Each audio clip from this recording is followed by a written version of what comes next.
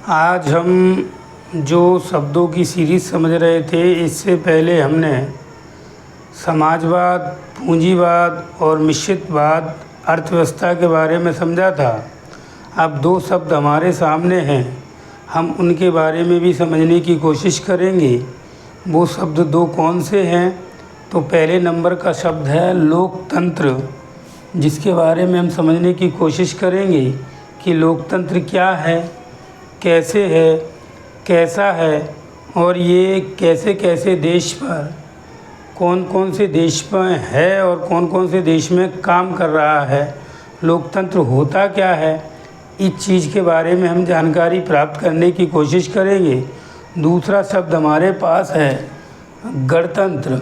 तो गणतंत्र का क्या मतलब है, ये भी हम जानने की कोशिश करेंगे। गणतंत्र से पहले हम लोकतंत्र के बारे में जानने की कोशिश करेंगे। लोकतंत्र किसे कहते हैं?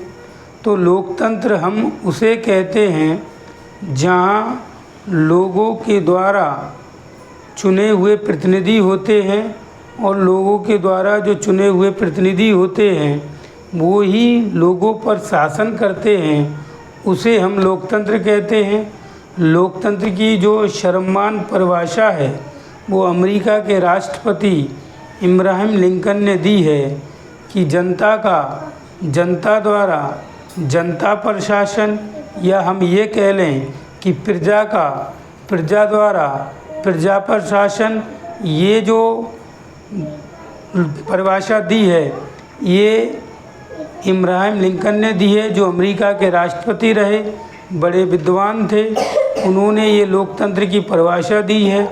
तो ये लोकतंत्र क्या है? तो जनता के प्रतिनिधियों द्वारा चुने गए प्रतिनिधियों के द्वारा, जनता का प्रतिनिधित्व द्वारा, जातियों का प्रतिनिधित्व मान लो, या फिर आप इसको संख्या के हिसाब से प्रतिनिधित्व मान लो। हर व्यक्ति को अपना प्रतिनिधित्व संसद में जाकर पहुंचाया जा सके या वो पहुंच सकें, उसको हम लोकतंत्र कहते हैं। या एक तरीके से सभी समूह की, सभी समाज की या सभी समाज के प्रतिनिधित्व जो होता है उसे हम लोकतंत्र कहते हैं। जिससे शासन चलता है उसे हम लोकतंत्र कह सकते हैं। उसे ही लोकतंत्र कहा जाता है जिसमें सामूहिक रूप से सभी की भागीदारी हो। दूसरा शब्द आपके पास गणतंत्र है। गणतंत्र क्या होता है? तो गणतंत्र, हम लोग जो गणतंत्र है वो गणतंत्र हर साल 26 जनवरी को मनाते हैं। 26 जनवरी को हम हर साल गणतंत्र दिवस मनाते हैं।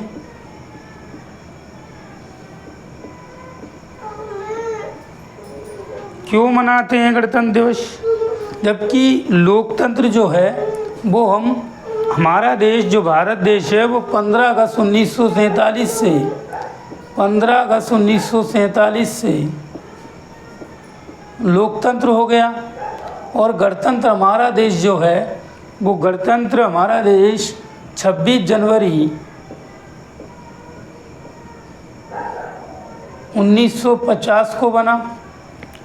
जब से लेकर आज तक 26 जनवरी 1950 से लेकर आज तक लगभग 2024 तक हम गणतंत्र दिवस मनाते आ रहे हैं, मना रहे हैं। मगर बहुत सारे स्टूडेंटों को, बहुत सारे लोगों को ये जानकारी नहीं है कि गणतंत्र होता क्या है, गणतंत्र दिवस है क्या, या गणतंत्र शब्द क्या है। ये जानकारी बहुत कम लेवल पर स्टूडेंटों को है, खासकर स्टूडेंटों को है। इसीलिए गणतंत्र होता क्या है? गणतंत्र का मतलब होता है कि कोई भी पद, चपरासी से लेकर राष्ट्रपति तक कोई भी नेता का पद हो, कोई भी पद वंशानुगत नहीं होगा। ये गणतंत्र का मतलब होता है कि शासन प्रशासन का कोई भी पद वंशानुगत नहीं होगा। क्यों नहीं होगा? वंशानुगत इसलिए नहीं होगा क्योंकि हमारा देश दो शब्दों से बना है। लोकतंत्र भी है और भारत देश प्लस गणतंत्र भी है। लोकतंत्र का मतलब आपको बता चुका हूँ। लोकतंत्र का मतलब आपको मैंने बताया है। उसमें ये बताया गया है, लोकतंत्र मतलब जनता का जनता द्वारा जनता पर शासन, उसे हम लोकतंत्र कहते हैं। जो कि हमारा देश 15 अगस्त 1947 को हो गया था। मगर गणतंत्र 26 जनवरी 1950 को हुआ। तो गणतंत्र है क्या, ये बात हम जानने की कोशिश कर रहे हैं कि गणतंत्र में कोई भी पद वंशानुगत नहीं होगा। वंशानुगत का क्या मतलब है? वंशानुगत का मतलब है कि जो पिताजी हैं, पिताजी का लड़का या राजा का लड़का राजा नहीं होगा, उसको कहते हैं गणतंत्र। राजा का लड़का राजा नहीं होगा, बल्कि जिसमें काबिलियत होगी वो राजा होगा, उसे गणतंत्र कहा जाता है। इसीलिए हमारा देश, जो संविधान रचयिता थे डॉक्टर भीमराव अंबेडकर, उन्होंने ये जो है लोकतंत्र प्लस गणतंत्र, क्योंकि यहाँ राजपाट ख़त्म करने का 26 जनवरी 1949 26 नवंबर 1949 को संविधान के अंदर एक बात लिखी गई, वाइट इन नल, मतलब आज के बाद 26 नवंबर 1949 को के बाद, उस बात से पहले जितने भी कानून 26 नवंबर 1950 से 1949 के पहले के जितने भी कानून हैं, वो आज से 26 नवंबर 1949 से